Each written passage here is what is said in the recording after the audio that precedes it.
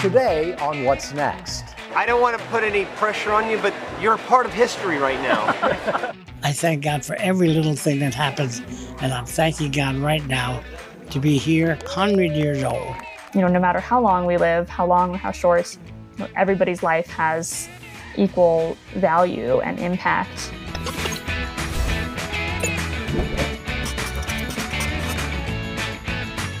Hello and welcome into What's Next, your weekly reminder that as long as you're still breathing, there is a What's Next. It begins today, and it's up to all of us to decide what it is. Did you know that the fastest growing age group in the United States are people 85 and older? And these are not the 85-year-olds of our parents' or grandparents' generation.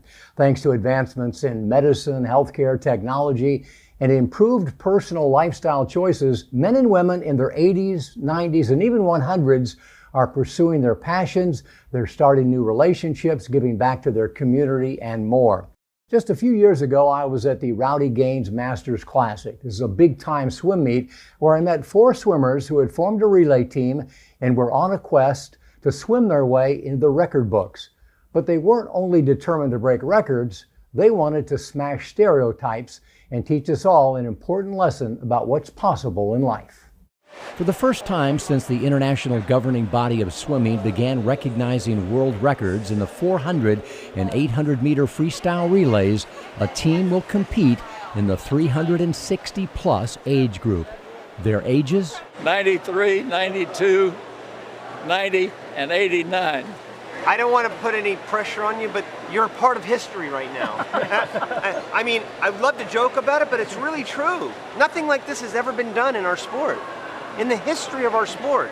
This is the first time. I am so proud of you. And I'm so honored to be able to be in your presence. I really am. I am absolutely panicked. After all these years, I can't create any nervousness. I'd like to get nervous, though. You like to? I'd like to again. It'd be a real kick. Before they go for the record, we had to ask. Have you got any ailments? Is there anything wrong with you? Everything you can imagine. Oh, you don't have enough film in that thing. I have peripheral neuropathy in my legs, so I get cramps. But I've had heart bypass, Macular degeneration, which keeps me from being able to see. rotacuff operation. I ruptured a tendon. I fell down the steps. I've had heart repair besides my bypass. I'm suffering from temporal arteritis right now. I got a pacemaker. Aortic valve transplant. I've had a hip replaced. I've had a knee replaced. There isn't anything left really for him to work on. So, why does he continue to swim at the age of 93? It got me to 93. My doctor told me if I hadn't swum, I'd been dead 10 years ago. So I keep at it. Realizing the importance of swimming to his health and well-being, Tiger recruited the other swimmers who got back in the water after decades and now hold one another accountable for showing up to practice. We're going to be cheering you on! So you recruited these guys, and in a sense, they're keeping you alive. That's right. I owe them everything. I'm not going to pay them anything, but I owe them everything. 93-year-old Tiger Holmes is the leadoff man.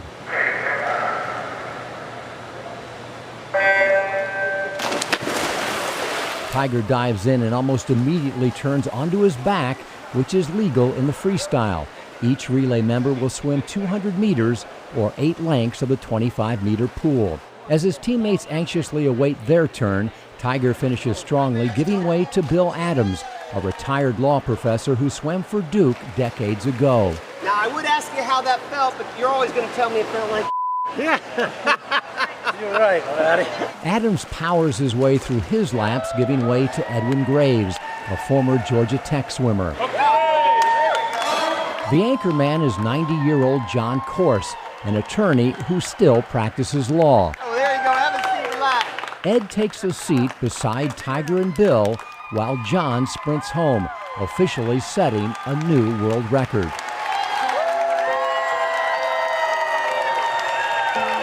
Awesome, way to go.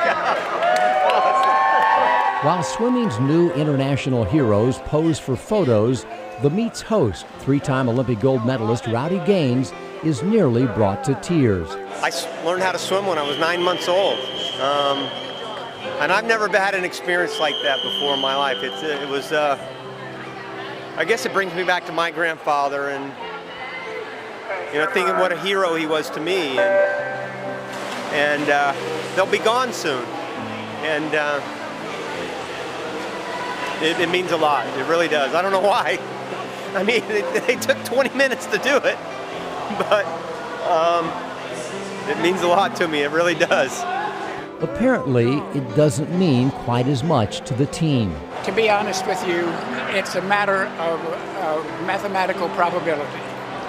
And the probability has nothing to do with our swimming ability. What it has to do is with putting together 4 people in an age group like ours, and that's a very difficult thing for anybody to do. And they weren't through doing it. They swam 2 more relays together, setting records in both, a performance that earned them the Growing Boulder Inspiration Award, given for the first time without a vote of the complete committee. And I went to Mark and I said, forget the committee. This is what we have to do. And he looked at me and he goes, absolutely. It's a slam dunk. It's an amazing performance that sends ripples worldwide because they came not just to swim. They came to have a good time with their friends, to demonstrate that it's possible for all of us to live a life filled with love, laughter, and world records, even into our 90s. Whatever you do it well and hard. Go at it 100%. Go at it 100%. Of course, 100% today may not look like 100% did 10 years ago, but that's okay. To me, the biggest takeaway here, the most important lesson from this story, is not what they did, but what they had to overcome to do it. Many of us let a single physical setback stop us from bouncing back and exile us to the couch. These guys all overcame one setback after another in their 60s, 70s, 80s, and 90s in order to stay engaged in life in doing what they love with others who shared their passion. For more from the rock stars of aging, just go to watch.growingboulder.com or head to Amazon and download the Kindle version of my book, Rock Stars of Aging, 50 Ways to Live to 100. Older people have to have something to look forward to, something to be ready for. Welcome back to What's Next. I'm Mark Middleton, and today we're talking about the lessons we've learned from the rock stars of aging. Men and women in their 90s and 100s who still have a quality of life that brings them joy and makes them anxious to get up and get going each and every day. Irving Locker certainly fits that description.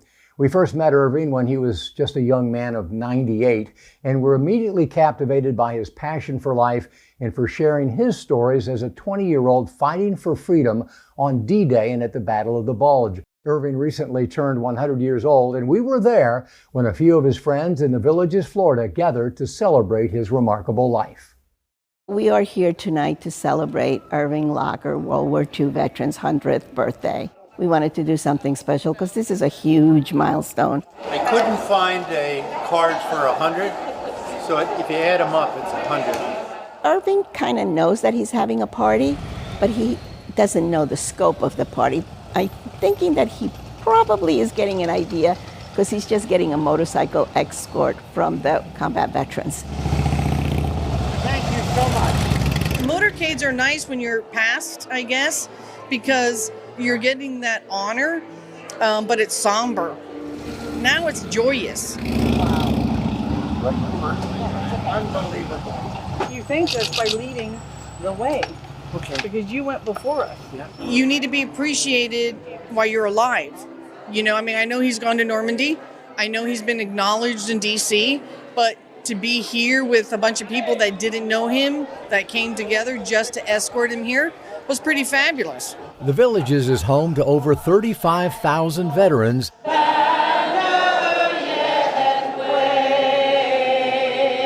And the community was eager to show Irving Locker what he means to them.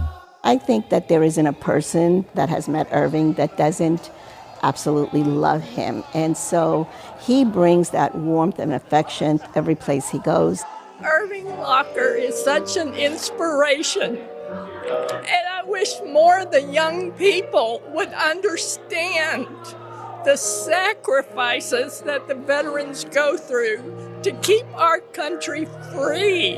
And Irving is a shining example, and we thank him so much for his service. Since I came out of the war, I learned to thank God, because I got very close to not coming out. But because of that, I thank God for every little thing that happens, and I'm thanking God right now to be here, alive and well with my lovely wife, celebrating 100 years old, and also 76 years of marriage to the same lady. And I still tell her every day how much I love her, so it works out. Well, I'll tell you, I'm so full of gratitude that we can both be here to celebrate. It's been a lot of years, a lot of wonderful years, and we are both so very, very blessed to have each other, still love each other, still talk to each other. I quickly learned that, what's gotten him through his life and all the tragedy that he's experienced was, the humor. And I just thought, that's kind of what makes him a hero, that he's gone through so much adversity, but he still smiles, he still laughs, and he makes other people happy.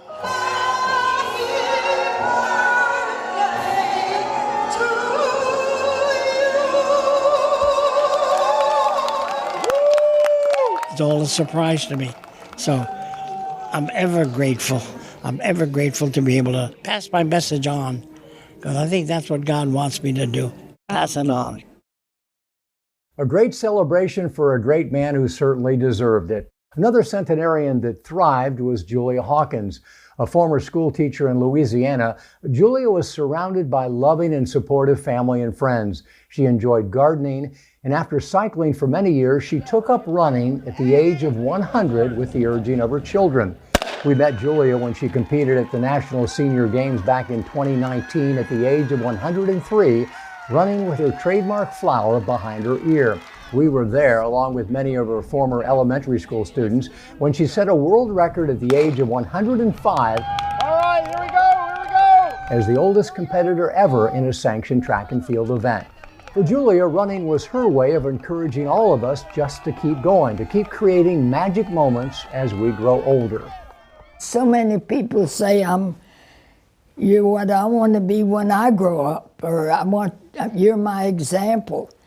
And if I'm being left here in life for just that would be good enough to set an example for a lot of people if that's what I'm doing. I'd like that. I believe when you get older, you should have magic moments and passions, because older people have to have something to look forward to, something to be ready for, something to care about. And I do care about a lot of things. I care about flowers and birds and sunrises and sunsets, and I've seen so many wonderful things in my life. Our video of Julia's record-breaking run has now been watched by millions of people all around the world. Julia passed away at the age of 108 in October of 2024, but her inspiration most definitely lives on. It's always a time for something that you're passionate about or something that you want to do in life. Welcome back to What's Next. At Growing Bolder, we share the importance of mindset when it comes to aging, the importance of focusing on opportunity and possibility and not simply loss and limitation. We value life by the way that we live it, by the daily choices that we make, and for all of us, the clock is ticking. Time, like all commodities, becomes more valuable the less of it there is. Now, I say all of this because there is a fascinating novel called The Measure that essentially asks the question, what would you do with your life if you knew exactly how much longer you had to live? We interviewed the book's author, Nikki Erlick, to find out how she came up with that idea and what effect writing it had on her own life. The measure was actually inspired by ancient Greek mythology and their belief in sort of their conception of fate, that they believed there were these three fates, these three kind of sister goddesses who would weave these threads of fate on their spindle and determine the amount of time that every kind of human living down below would receive. And so they would, measure out a string and snip the string, and that was sort of your lifespan. And so my thought was like, that's a super fascinating kind of conception of fate. What if it was real? What if these strings were real? And what if I gave them to people? And so the measure was born from just this one what if question. And it, completely took on a whole life as I was writing. And I decided to send the strings in a box for each person. So the measure opens when these boxes arrive. On the outside of the box, in the recipient's native language, because this happens across the entire globe, is the inscription, "The measure of your life lies within," which is meant to be literal, I think. I know you'll correct me if I'm wrong, Nikki, but is it a stretch to say that maybe in a broader sense, one of the takeaways, one of the morals of the story is that the true measure of our life is really not within the box, but it is within ourselves? Absolutely. I think, that phrase changes meaning over the course of the book. And when the boxes first arrive and it says, "The measure of your life lies within," it's the indicator to people that, the length of time you're going to live is inside this box. So, if you want to learn that measure, open up the box. If not, keep it closed. But over the course of the book, the characters start to kind of question what the measure actually means, and the way that the characters measure their lives, the way that we all measure our lives is up to us. For me, the most important takeaway was just that, no one can define that measure for you. You have the ability to define that measure for yourself, the way that you measure your life. And that, no matter how long we live, how long or how short, everybody's life has equal value and impact and purpose. And all of the characters, no matter if they have long strings or short strings in this book, they come to realize that, and they leave their own impact and their own legacy in their own way. All right, time now for our bold social clip of the week, and we've got another special one for you today. Sheila Agnew McCoy, better known as @Sheila's Fit 50 Plus, shares how she became a certified personal trainer and influencer at the age of 65, helping to inspire others to lead healthier, active lives. Humana and Growing Boulder are proud to share her example as part of the new 65 Plus, a stereotype-smashing campaign that celebrates older adults who have found their own way to experience joy and live with passion, purpose, and enthusiasm for life. It's never too late. It's always a time for something that you're passionate about or something that you want to do in life. I never thought about being a fitness specialist until I was 65. And I'm now 73, and at 65 I became a certified personal trainer because I saw a gap in training for older adults. But now I notice how it helps to inspire and to motivate people. To me, the new 65 Plus means there's people like me who want to have the whole lifestyle that they can identify with.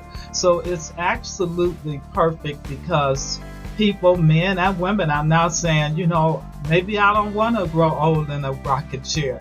Maybe I want to get up and be active. Welcome back to What's Next. I'm Mark Middleton. Are you part of our over 1 million followers on Facebook, or maybe you prefer Instagram or TikTok? Whichever is your favorite social platform, we hope that you'll join us there for inspirational posts, videos, and reels on how to keep growing bolder each and every day. We also like to get your take on questions like the one that's asked in Nikki Erlick's novel, The Measure. What would you do with your life if you knew exactly how much longer you had to live? I think maybe the bigger question is, what are you waiting for? Why not do it today, or at least start moving in that direction?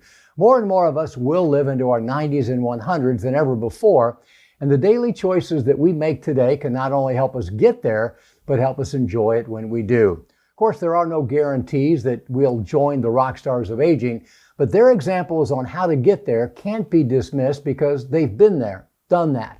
And what they did more than anything else was simply persist. And their ability to persist was fueled by a passion they shared with others. It's a lot easier to give up when you don't have encouragement and support. So take their examples to heart. Get moving and keep moving. Get plugged into a social network that not only inspires you, but also holds you accountable. Surround yourself with people who have an optimistic outlook on life. You may not set a relay record in your 90s or run a 100-yard dash at 105, but you will never stop collecting those magic moments that Julia Hawkins spoke about. We'll see you next time.